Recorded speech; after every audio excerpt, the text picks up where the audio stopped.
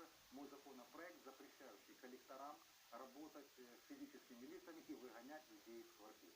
Правда, этот пакет моих законопроектов, правильно человек написал из Харькова, зарегистрирован в Верховной Раде. Мы боремся для того, чтобы он прошел комитет и зал. Но, к сожалению, Парубей, сегодняшний состав Верховной Рады, он имеет другие вообще приоритеты, живет в параллельной от людей реальности и просто, как говорят в народе, тупо и безыдейно не выносит мои законопроекти, решаючи вот эту проблему в зал.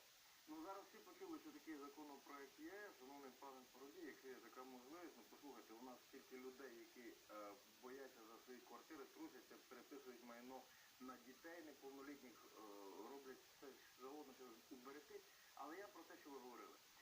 А ви знаєте, колись приписували таку розмову Путіну і Обамі, Обама сказав, що ви ніколи не переможете нас. Чому сказав Путін?